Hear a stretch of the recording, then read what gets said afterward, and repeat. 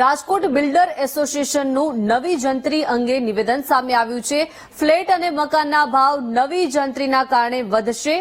Rajkot મહાપાલિકામાં plant સર્ટિફિકેટની કામગીરીમાં પણ વિલંબ થઈ રહ્યો છે। હું એવું માનું છું કે અમે કોઈ સરકારની સામે આંદોલન નથી કરતા। સરકારમાં રાજકીય માણસો અમને ખૂબ સારી રીતે સાંભળે છે, માનનીય મુખ્યમંત્રીશ્રી અમને ખૂબ સારી રીતે સાંભળે છે, પણ આ લોકોનો અવાજ છે આ અમે પ્રસ્થાપિત કરવા માટે થઈને એક રેલીના સ્વરૂપમાં અમે સોમવારે જવાનું છે કે ભાઈ સાજા લોકો ખાલી બિલ્ડરો નહીં, પાંચ પછી બિલ્ડરો નહીં, પણ જંત્રીના જે સૂચિત જંત્રી વધારો લાગુ થાય તો જાજા લોકોને અસર થાય છે એના પાત્ર આપે અમે જિલ્લા કલેક્ટરને આવેદન દેવાના છીએ।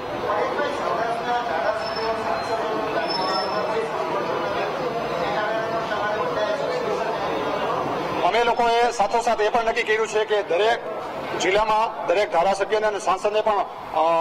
અમારે જે જંત્રીનો ભાવ વધારો છે એ અમે એનો આવેદન કોપી અમે આપવાના છીએ અને દરેક ધારાસભ્ય અમારા ભેગા છે। વારંવાર જ્યારે રજૂઆત કરવાની થાય ત્યારે રાજકોટમાંથી તમામ ધારાસભ્યો હોય, દર્શિતાબેન હોય, રમેશભાઈ હોય, ભાનુબેન હોય, અમને સહકાર આપ્યો છે। રૂપાલા સાહેબ હોય, રામભાઈ હોય, શહેર ભાજપ પ્રમુખ હોય કે અમને કોઈ ક્યારે પણ અમે સહકાર માંગ્યો અને અમારા ભેગા આવવાનું કીધું ત્યારે અમને વખત તમને સહકાર આપ્યો છે